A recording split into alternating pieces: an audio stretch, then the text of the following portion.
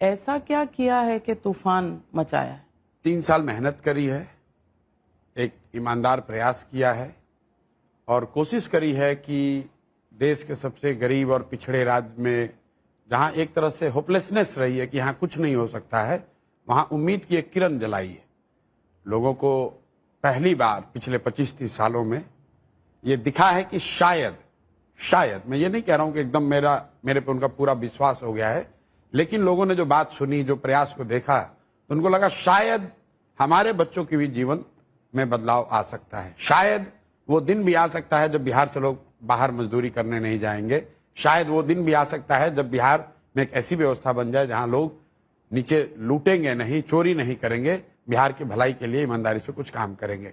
ये उसी का शोर है, उसी की ताकत है, उसी का प्रभाव है। प्रशांत किशोर का कुछ नहीं है। हम लोग तो बिल्कुल सामान्य परिवार से आए हुए व्यक्ति हैं, 2 हाथ 2 पैर, सामान्य परिवार, कोई पेडिग्री नहीं, कोई बिजनेसमैन नहीं, कुछ नहीं है। 10, 15, 20 लोगों के साथ आज से 3 वर्ष पहले भितिहरवा गांधी आश्रम से चलना शुरू किया और इस देश के जितने भी एनालिस्ट होंगे, अगर किसी ने ध्यान दिया होगा, जो भी पत्रकार हो, एनालिस्ट हो, उन्होंने यही कहा, अरे छोड़ो ना भाई, बिहार में क्या हो सकता है।